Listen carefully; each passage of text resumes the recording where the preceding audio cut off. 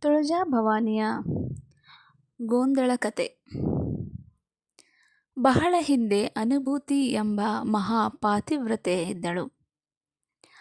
ಆಕೆಯ ಪತಿ ಮರಣ ಹೊಂದಿದ ನಂತರ ಲೋಕದ ಸುಖಗಳನ್ನು ತ್ಯಜಿಸಿ ಪರಮಶಕ್ತಿಯನ್ನು ಪಡೆಯಲು ತಪಸ್ಸನ್ನು ಮಾಡಲು ನಿರ್ಧರಿಸಿದಳು. ಆಕೆಯು ದಟ್ಟ ಅರಣ್ಯವಿದ್ದಂತಹ ಯಮುನಾಚಲ ಬೆಟ್ಟದಲ್ಲಿ ಕಠಿಣ ತಪಸ್ಸಿನಲ್ಲಿ ನಿರತಳಾಗಿದ್ದಳು. ಅದೇ ಸಮಯದಲ್ಲಿ ಕುಕುರಾಸುರ ಎಂಬ ಬಲಶಾಲಿ ಅಸುರನು ಅಲ್ಲಿಗೆ ಬಂದನು. ತಪಸ್ಸಿನಲ್ಲಿ ಮಗ್ನಳಾಗಿದ್ದಂತಹ ಅನುಭೂತಿಯನ್ನು ನೋಡಿ ಅವಳನ್ನು ಬಲವಂತವಾಗಿ ವಶಪಡಿಸಿಕೊಳ್ಳಲು ಪ್ರಯತ್ನಿಸಿದನು. ಆಕೆಯ ತಪಸ್ಸನ್ನು ಭಂಗ ಮಾಡಿದನು. ಪಾತಿವ್ರತ್ಯಕ್ಕೆ ಭಂಗ ತರಲು ಯತ್ನಿಸಿದನು. ಅನುಭೂತಿ ತನ್ನ ರಕ್ಷಣೆಗೆ ಯಾರೂ ಇಲ್ಲವೆಂದು ತಿಳಿದು ಆದಿಪರಾಶಕ್ತಿಯನ್ನು ಪ್ರಾರ್ಥಿಸಿದಳು.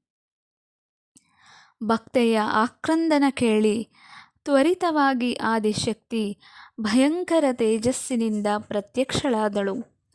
ಕೈಗಳಲ್ಲಿ ವಿವಿಧ ಆಯುಧಗಳಾದ ತ್ರಿಶೂಲ, ಖಡ್ಗ, ಬಾಣ, ಚಕ್ರ, ಶಂಖ, ಧನಸ್ಸು, ಪಾನಪಾತ್ರೆ ಹಾಗೂ ರಾಕ್ಷಸ ಜಟೆಗಳನ್ನು ಹಿಡಿದು ಸಿಂಹವಾಹಿನಿಯಾಗಿ ಕಾಣಿಸಿಕೊಂಡಳು. ಇದೇ ರೂಪವನ್ನು ತುಳಜಾ ಭವಾನಿ ಎಂದು ಪೂಜಿಸಲಾಯಿತು. ದೇವಿ ಹಾಗೂ ಕುಕುರಾಸುರ ನಡುವೆ ಭೀಕರ ಯುದ್ಧ ನಡೆಯಿತು. ದೇವಿ ಕೊನೆಗೆ ತನ್ನ ತ್ರಿಶೂಲದಿಂದ ಕುಕುರಾಸುರನನ್ನು ಸಂಹರಿಸಿದಳು. ಕೊನೆಯಲ್ಲಿ ಅನುಭೂತಿ ದೇವಿಗೆ ನಮಸ್ಕರಿಸಿ, ಅಮ್ಮ, ನೀನು ಇಲ್ಲಿಯೇ ನೆಲೆಸಿ ಎಲ್ಲ ಭಕ್ತರನ್ನು ಕಾಪಾಡು, ಎಲ್ಲ ಭಕ್ತರ ಕಷ್ಟಗಳನ್ನು ಪರಿಹರಿಸು ಎಂದು ಬೇಡಿಕೊಂಡಳು. ಅದಕ್ಕೆ ದೇವಿಯು ಒಪ್ಪಿ ನಂತರ ತುಳಜಾಪುರದ ತುಳಜಾ ಭವಾನಿಯಾಗಿ ನೆಲೆಸಿದಳು.